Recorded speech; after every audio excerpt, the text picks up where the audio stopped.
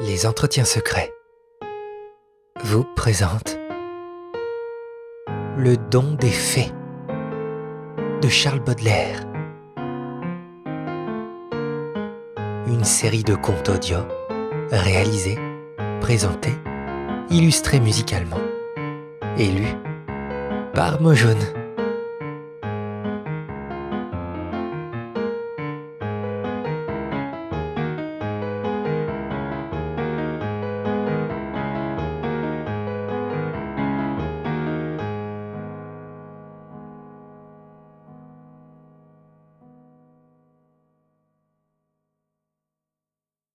C'était grande assemblée des fées pour procéder à la répartition des dons parmi tous les nouveau-nés, arrivés à la vie depuis 24 heures.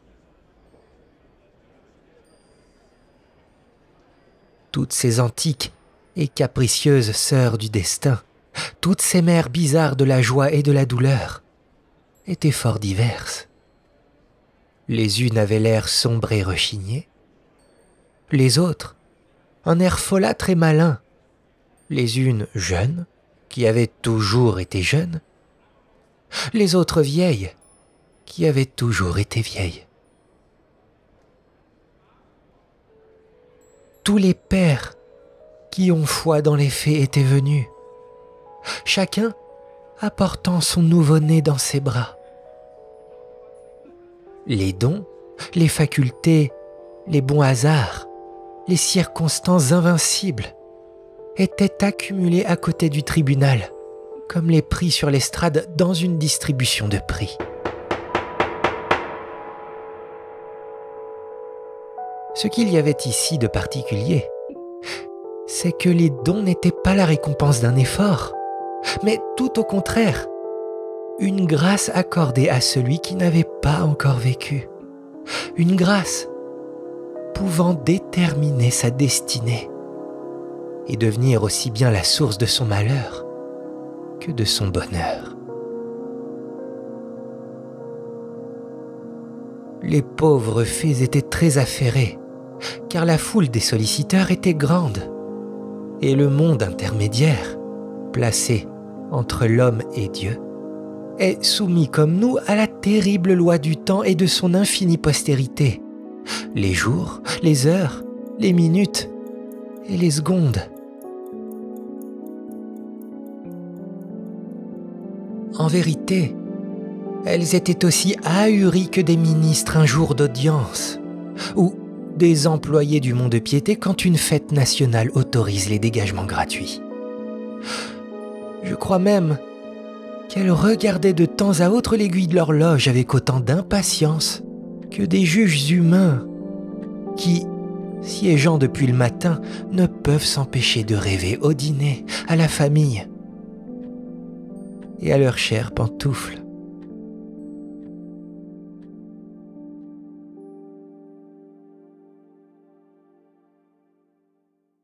Si dans la justice surnaturelle, il y a un peu de précipitation et de hasard, ne nous étonnons pas qu'il en soit de même quelquefois dans la justice humaine.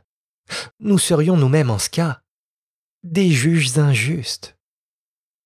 Aussi furent commises ce jour-là quelques bourdes qu'on pourrait considérer comme bizarres, si la prudence, plutôt que le caprice, était le caractère distinctif, éternel des fées. Ainsi la puissance d'attirer magnétiquement la fortune fut adjugée à l'héritier unique d'une famille très riche, qui n'étant doué d'aucun sens de charité, non plus que d'aucune convoitise pour les biens les plus visibles de la vie, devait se trouver plus tard prodigieusement embarrassé de ses millions. Ainsi furent donnés l'amour du beau et la puissance poétique au fils d'un sombre gueux, carrier de son état, qui ne pouvait en aucune façon aider les facultés, ni soulager les besoins de sa déplorable progéniture. Oh, j'ai oublié de vous dire que la distribution, en ces cas solennels, est sans appel, et qu'aucun don ne peut être refusé. Alors toutes les fées se levaient, croyant leur corvée accomplie, car il ne restait plus aucun cadeau, aucune largesse à jeter à tout ce fretin humain. Quand un brave homme, un pauvre petit commerçant, je crois, se leva et, empoignant par sa robe de vapeur multicolore la fée qui était la plus à sa portée, s'écria : « Madame, vous nous oubliez. Il y a encore mon petit. Je ne veux pas être venu pour rien. » La fée pouvait être embarrassée, car il ne restait plus rien.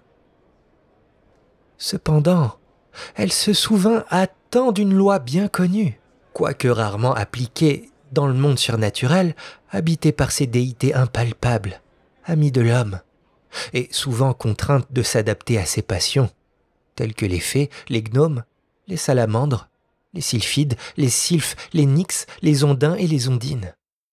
Je veux parler de la loi qui concède aux fées, dans un cas semblable à celui-ci, c'est-à-dire le cas d'épuisement des lots, la faculté d'en donner encore un, supplémentaire et exceptionnel, pourvu toutefois qu'elles aient l'imagination suffisante pour le créer immédiatement. Donc, la bonne fée répondit, avec un aplomb digne de son rang : « Je donne à ton fils, je lui donne le don de plaire. »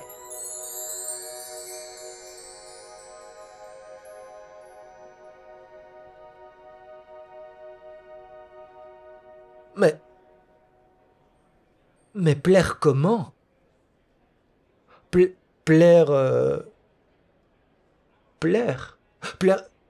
pourquoi ?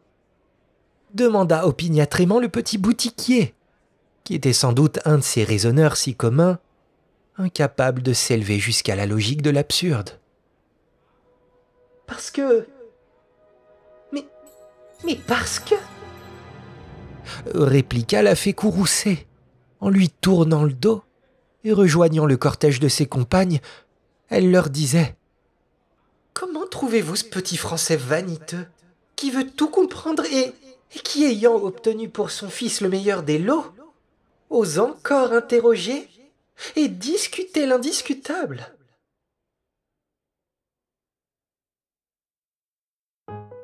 C'était Le don des fées de Charles Baudelaire. En espérant vous avoir diverti le temps d'un conte, je vous dis à très bientôt pour le temps d'un autre.